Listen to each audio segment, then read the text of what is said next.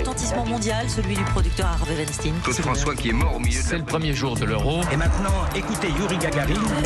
Aujourd'hui commence l'une des plus grandes manifestations consacrées au théâtre, le Festival d'Avignon. Bonjour Laure d'Autriche. Bonjour Dimitri, bonjour à tous. Alors vous avez plongé dans les archives d'Europe 1. La première fois que l'on parle du Festival d'Avignon sur Europe, c'est en juillet 68. Oui, la ferveur de mai 68 retombe un peu partout en France, sauf à Avignon qui s'apprête à accueillir la 22e édition du festival. C'est l'un des rares rendez-vous culturels à être maintenu. Le Festival de Cannes, lui, a été écourté. Et beaucoup, toutefois, à Avignon, n'ont pas pu répéter à cause des grèves et de l'occupation des théâtres. Le public afflue et les contestataires aussi. Certains veulent poursuivre à Avignon le mouvement de mai 68. Qu'est-ce que vous voulez faire ici, à Avignon? Essayer d'avoir une certaine liberté d'expression politique, d'une manière ou d'une autre, puisqu'on ne l'a pas par les groupements politiques, on peut l'avoir dans le cadre peut-être de la culture. On avait l'accord de Béjart hier soir. Et en plein festival, le chorégraphe Maurice Béjart, venu avec sa troupe, prend la parole. Avec mes danseurs, je suis devant vous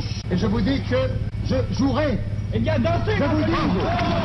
Pourquoi manifestez-vous? Pour revendiquer une liberté d'expression qui est absolument abolie actuellement dans tous les domaines et en particulier au Festival d'Avignon. Le préfet a en effet interdit plusieurs pièces en cet été 68. Beaucoup dénoncent un festival qui est soumis à l'industrie culturelle. Maurice Béjart, lui, est solidaire du directeur du festival, Jean Villard, et il ira jusqu'au bout des 19 représentations prévues avec un taux de remplissage à 100%. Alors les tensions, les polémiques vont se poursuivre pendant tout l'été 68 à Avignon. Oui, en particulier parce que différents publics s'affrontent aussi, les anarchistes, les gens de droite, d'extrême droite. Jean Villard, lui, répond le 12 août 68 aux auditeurs sur les ondes d'Europe numéro 1 sur le renouveau du public. Je voudrais demander à monsieur Jean Villard s'il ne pense pas que c'est un peu toujours le même public qu'on retrouve au Festival d'Avignon. On a l'impression que ce sont toujours les mêmes habitués qui se retrouvent d'une année sur l'autre. Le pourcentage est le suivant.